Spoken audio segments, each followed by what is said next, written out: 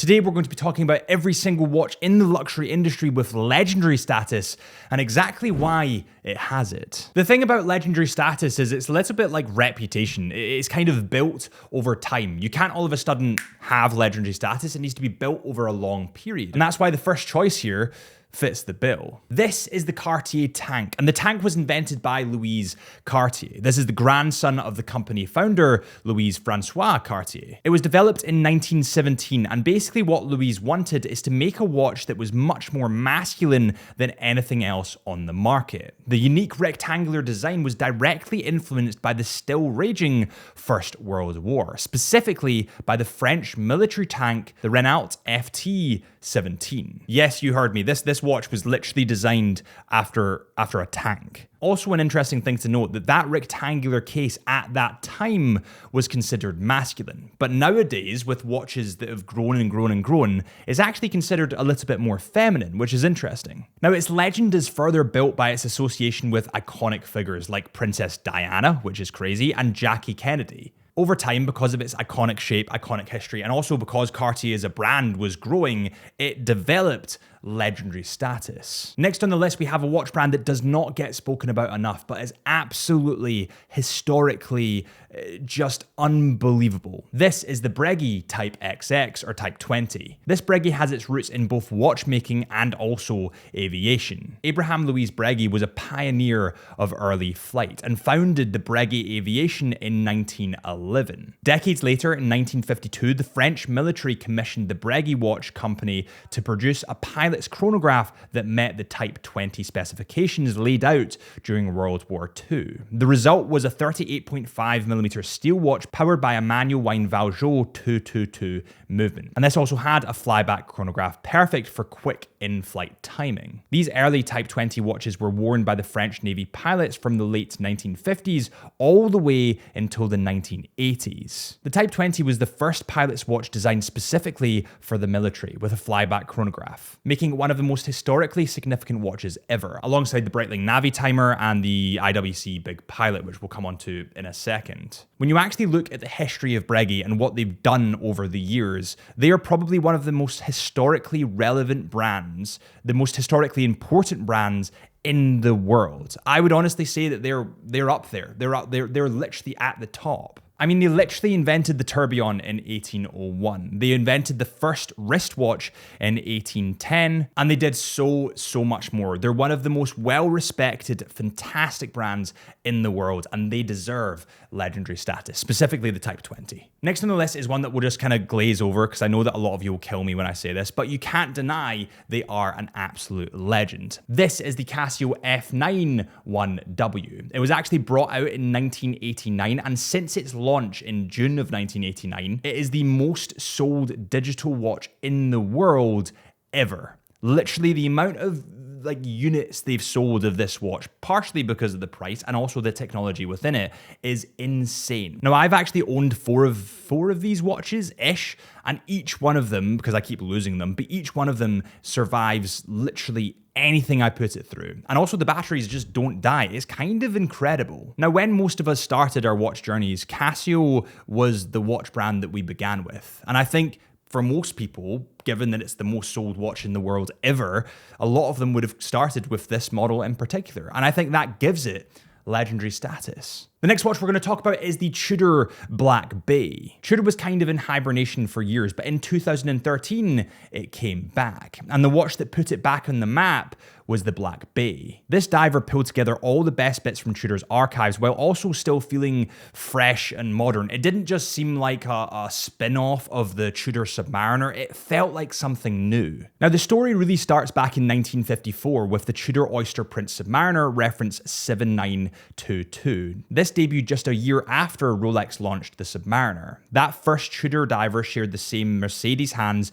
and offered 100 meters of water resistance. By 1958, the follow-up reference 7924 doubled that to 200 meters and became known as the Big Crown thanks to its bigger, oversized 8mm winding crown. Continue fast forwarding to 1969 and Tudor introduces the reference 7016, which swapped the Mercedes handset for a bold, square-shaped marker, and this was nicknamed the Snowflake. These snowflake hands then became pretty iconic in Tudor's range. I mean, literally the Black Bay, two of my Black Bays have the snowflake hands. So why is the Black Bay a legend in the industry? Well, I feel like the Tudor Black Bay is where Tudor found their own voice. It was one of the first watches that I remember seeing from Tudor and thinking, wow, that's new, that's fresh, and it's very much Tudor's identity. Also top that off with the fact that it's much more affordable than its parent company Rolex, and you just get a winning formula. Next up is the Ulysse Nardin Freak. And I know what you guys are thinking. You're thinking, how can that be an icon in the industry? Well,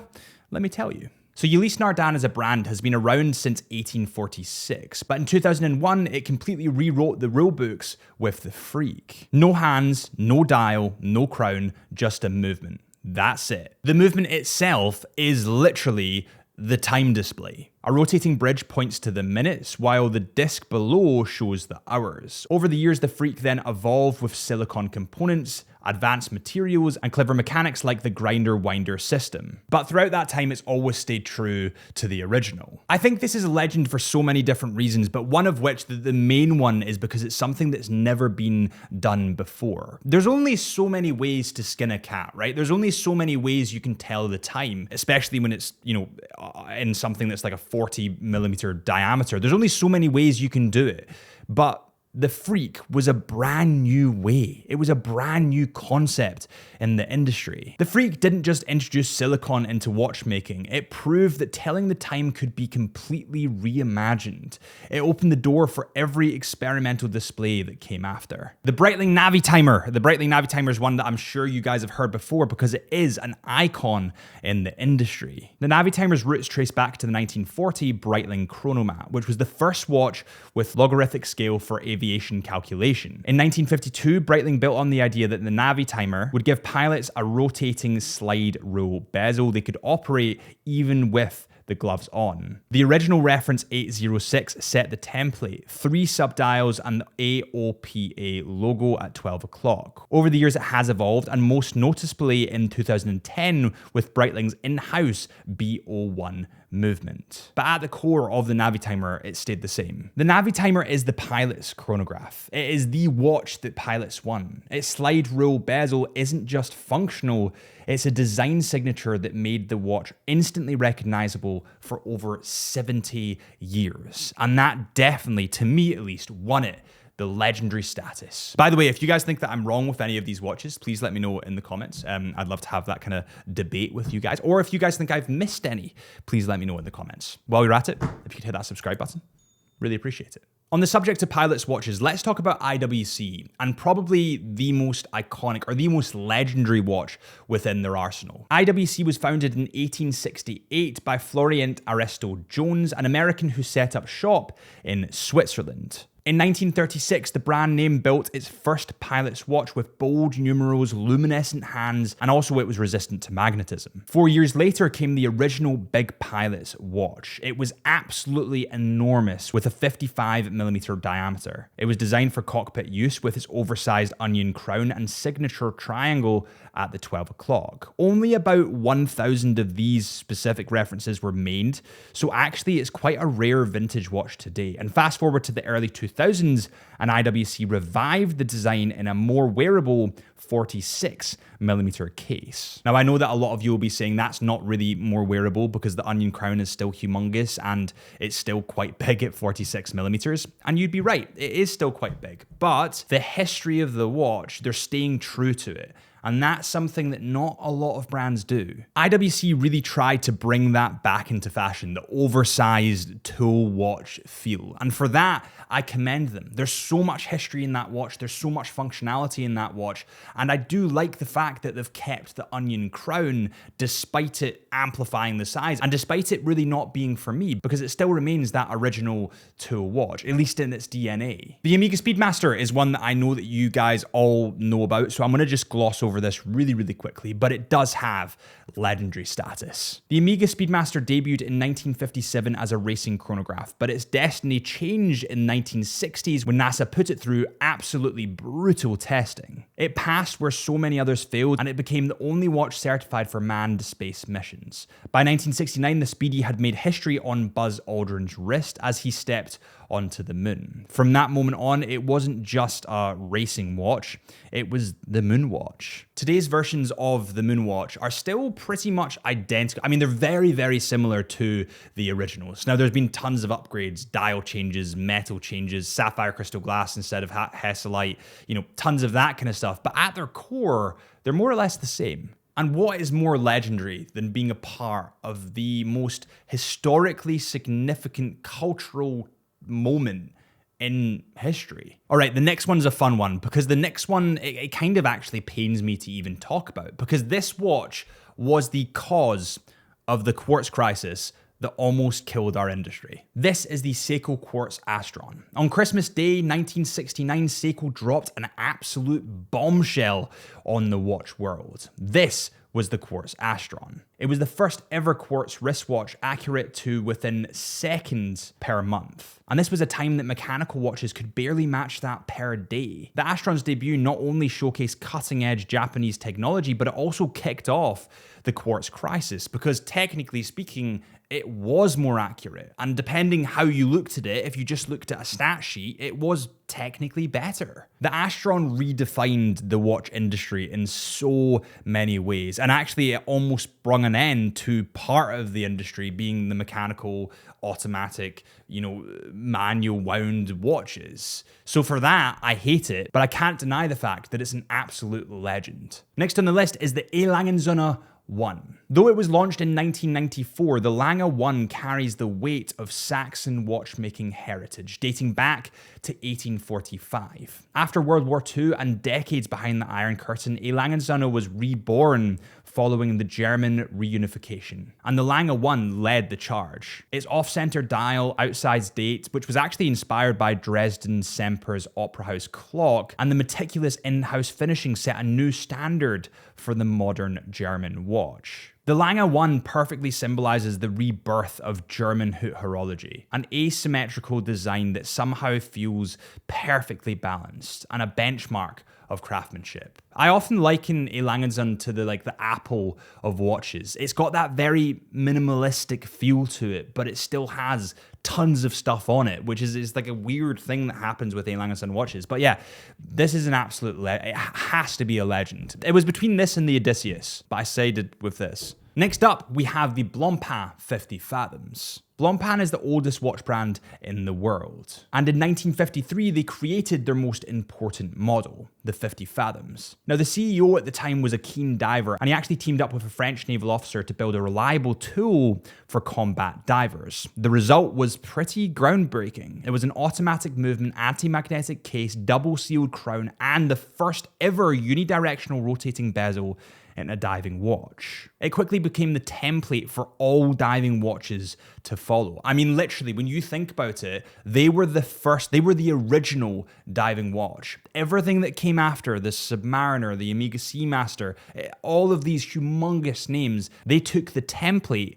from Blancpain. So the 50 Fathoms is the original, it's the GOAT, if you will, making it legendary. And now we are diving into the world of AP with the AP Royal Oak. In 1972, AP shook up the watchmaking world with the Royal Oak, designed by the legend himself, Gerald Genta. The original jumbo reference 5402 broke literally every single rule the luxury watch industry had been playing by for the last 80 years. It was in stainless steel, it had an octagonal bezel with exposed screws, a textured tapestry dial, and an integrated bracelet inspired by a nautical design. Inside was the ultra-thin caliber 2121, the slimmest automatic movement with a date at the time. What started as kind of an experiment just boomed into this ginormous thing that propelled AP into new levels of fame. Now, since that point, there's been so many different brands that have copied, that have taken inspiration from, but the Royal Oak is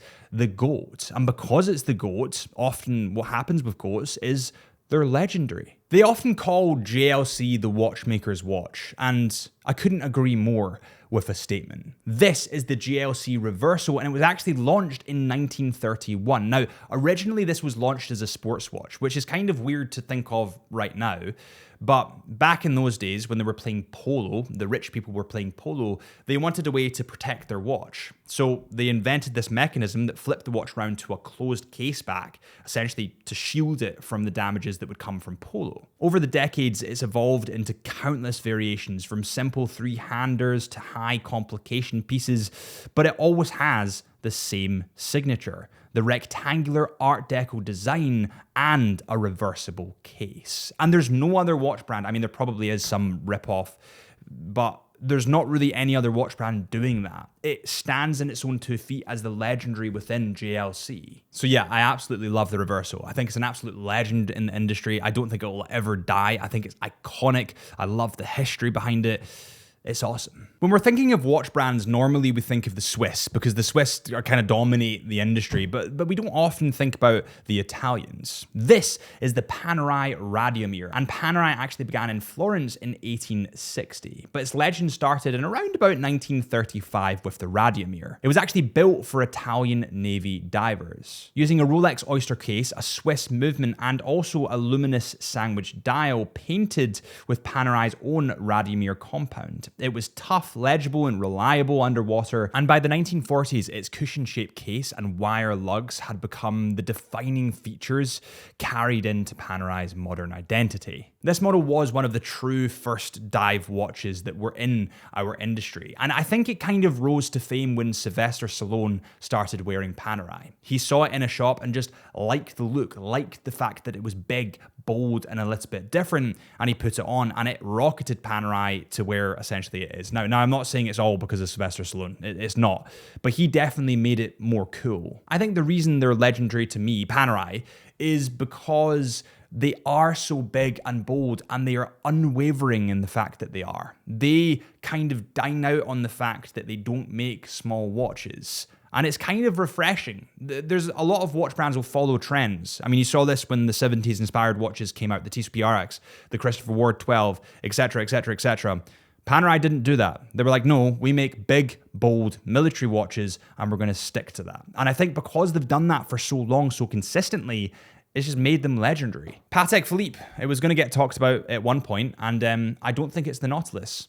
I think it's the Calatrava. Launched back in 1932, the Calatrava distilled Patek's design language into pure simplicity. Its round case, balanced dial, and clean markers have been a benchmark for every dress watch since. I think the Calatrava, when looking at dress watches, is the pinnacle of dress watches. I think really it's up there. I also think when you go for a Calatrava, people know that you're not just buying into the hype of a Nautilus. You want something to wear and to pass down through the generations, making it timeless, making it legendary. Rolex. Well, we're going to talk about Rolex at one point. The Rolex Submariner was born in 1953, and the Submariner was the first ever dive watch rated to 100 meters. Its design, black dial, luminous markers, rotating bezel became the template for a lot of dive watches since, but you know, that obviously came after the 50 fathoms. When you look at the watch industry nowadays, most people, the only brand they know really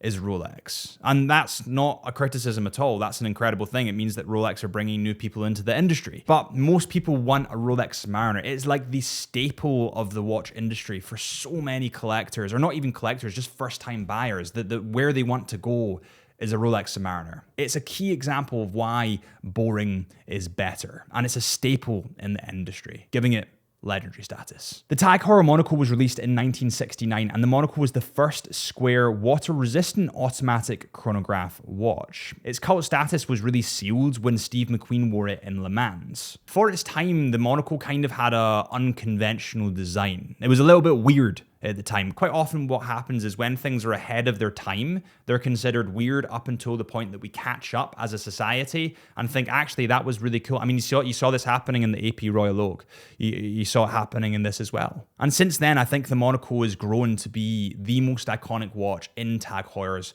arsenal. The Zenith El Primero was introduced in 1969, and the El Primero was the first high-frequency automatic chronograph watch, beating at 36,000 VPH for 1/10 of a second accuracy. Rolex used their movements in the Daytona for years. And when you have a brand like Rolex using your movements in their watches for a long time, you know you're doing something right. And I do think that although Zenith isn't talked about as much, this watch belongs in the legendary status podium. Thank you guys so much for watching. If you have enjoyed, please hit that subscribe button or follow our Instagram at Chisholm Hunter Watches or my Instagram at HB Lifelens or the podcast, the Into the Mind podcast. And I'll see you guys real soon.